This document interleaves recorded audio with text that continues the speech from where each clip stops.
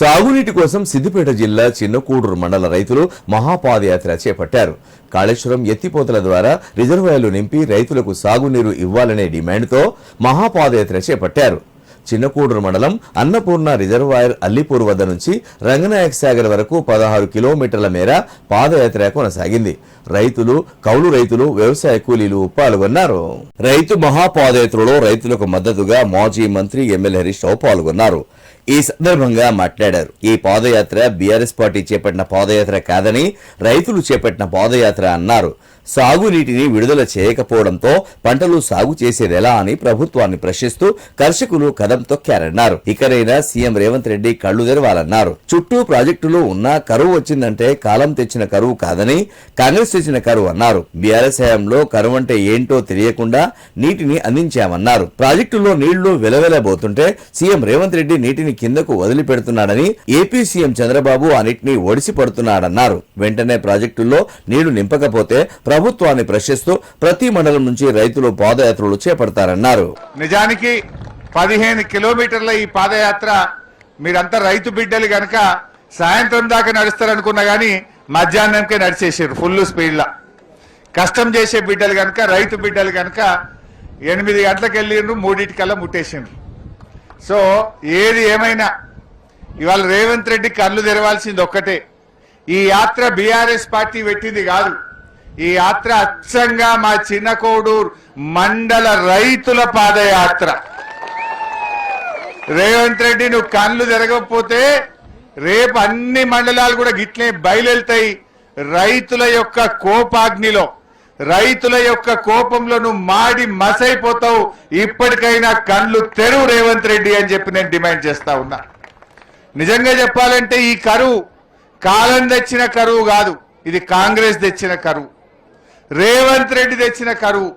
ఆనాడు మన కేసీఆర్ ఒక మాట చెప్పిండు, ముఖాన్ని మొగులుగు పెట్టి చూడాల్సిన అవసరం లేదు, కప్పతల్లి ఆటాడు అవసరం లేదు, ఊళ్ళే మన గుళ్ళో బిందెలు తీసుకుపోయి నీళ్లు పోసి అమ్మవారిని ప్రార్థించే రోజులు అవసరం లేదు. ఇక కాళేశ్వరం కట్కొత్తాలే, రంగనాయక సాగర్ నిండాలే, మీ పొలాలన్నీ పారాలన్నది నాడు కేసీఆర్ చెప్పిండు. నిజంగా అట్లనే 6 ఏండ్లు బారించుకున్నాం. పోయిన 6 ఏండ్లు కరువేందో మనకు తెలియదు. పోయిన 6 ఏండ్లు మీరు ఫోన్ చేసుడు, కాలువ గేట్లెత్తుడు, మీ ఊర్లలో పొలాలకు నీళ్ళొచ్చుడు, మీ చెరువులు ఎండాకాలంలో అలుగులు దుంకినాయి, మత్తళ్ళు దుంకిన చెరువులు చూసుకున్నాం.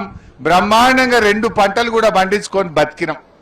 కానీ ఈరోజు రేవంత్ రెడ్డి ఒక పగతో, ప్రతీకారంతో కేసీఆర్ కాళేశ్వరం కట్టిండు, కేసీఆర్ కు మంచి పేరు వచ్చిందని చెప్పి ఇవాళ కాళేశ్వరం కట్టుకొత్తలేడు.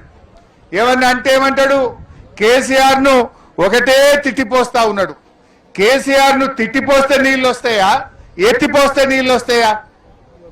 నువ్వు గోదావరిని ఎత్తిపోస్తే నీళ్ళు వస్తాయి రేవంత్ రెడ్డి, కేసీఆర్ ను తిట్టిపోస్తే నీళ్లు రావు. నువ్వు కేసీఆర్ ను తిడితే నీ మనసు ఆనందపడుతుందేమో, కానీ రైతుల మనసులు ఉసూరుమంటున్నాయి, రైతుల గుండెలు ఆగిపోతా ఉన్నాయి. తిట్టుడాపు, కట్క ఒత్తి మోటార్లలో నీళ్లు పోయించు రేవంత్ రెడ్డి అని చెప్పి మేము కోరుతా ఉన్నాం.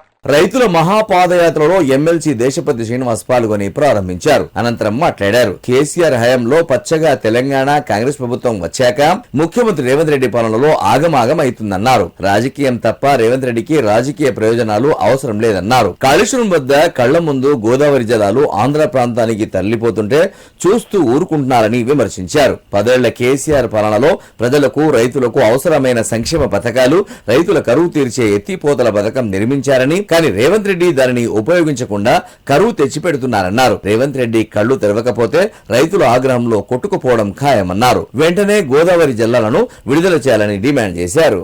అని ఏడుస్తున్నారు ఇవాళ తెలంగాణ రైతులు, గొడగొడ ఏడుస్తున్నారు. కరువు అంటే తెలియకుండా కేసీఆర్ ఎప్పటికొక పాట యాడ్ చేసుకుంటాడు. దాసరి రాసిన పాట, అన్నతులు అనాథలుండని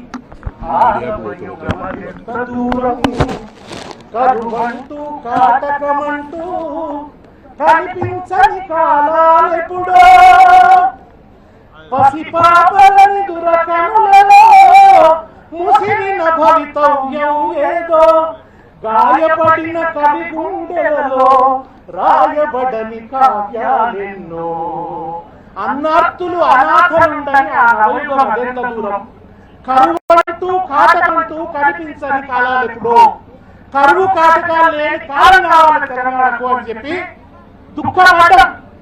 నేను ఎప్పుడు ఒక మాట చెప్తుంటే, గోదావరి నీళ్ళని చూస్తే నాకేమనిపిస్తుందంటే ఆంధ్ర వాళ్ళకేమో ఆస్తులు నిర్మించుకునేందుకు, మనకేమో ఆస్తులు కలుపుకునేందుకు అనిపిస్తుంది. బొక్కలు కలుపుకోవడం తప్ప ధర్మపురి పోయి మనం గోదావరి నీళ్లు కళ్ళ చూడలే. మన సిద్దిపేటకు గోదావరి నీళ్లు వస్తాయని మనం కళ్ళ కూడా అనుకోలే. కష్టపడ్డాడు కేసీఆర్, పోరాటం చేసిండు, సాగు లక్ష తరబెట్టి తెలంగాణ తెచ్చిన తర్వాత ఇదే హరీష్ అన్నను ఒక్క నెల లోపలే దమ్ము కూడా తీసుకోకుండా మహారాష్ట్రకు పంపిండు. మహారాష్ట్రకు పంపి తమ్మిడి దగ్గర ప్రాజెక్టు కట్టుకుంటామని చెప్పి కాలాలు